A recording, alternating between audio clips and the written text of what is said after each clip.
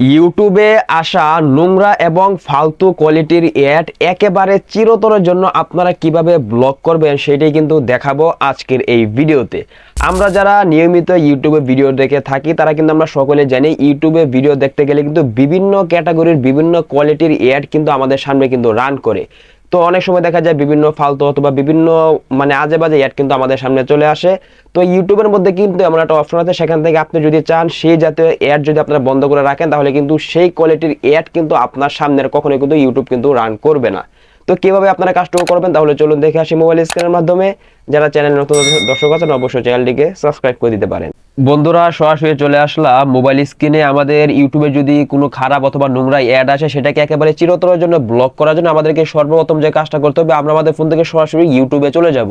বন্ধুরা, আমি কিন্তু সরাসরি কিন্তু আমার ইউটিউবে চলে আসছি এবং একটি ভিডিও কিন্তু প্লে করার পর কিন্তু আমার সামনে কিন্তু একটা অ্যাড এসেছে। তো আপনাদের যখন আপনারা যে কোয়ালিটির অ্যাডটা ব্লক করতে চাচ্ছেন, আপনারা ভিডিও দেখার সময় যখন অ্যাডটা আসবে তখন আপনারা এভাবে অ্যাডটাকে এভাবে ক্লিক করে বন্ধ করে দিবেন। সেই কাঙ্ক্ষিত বাজে এবং নোংরা কোয়ালিটির অ্যাডটাকে এভাবে পুশ করে বন্ধ করার পর আপনারা যে কাজটা করবেন, এখান থেকে এই যে দেখেন উপর দিকে যে 3 ডট রয়েছে, সকলে এখান থেকে 3 ডটের মধ্যে ক্লিক করে দিবেন। তাহলে কিন্তু আপনাদের সামনে কিন্তু এরকম একটা ইন্টারফেস চলে আসবে। এবার এখান থেকে এই যে দেখেন এখানে কিন্তু একটা ব্লক যে অপশনটা রয়েছে, সকলে এখান থেকে ব্লকের মধ্যে ক্লিক করে দিবেন।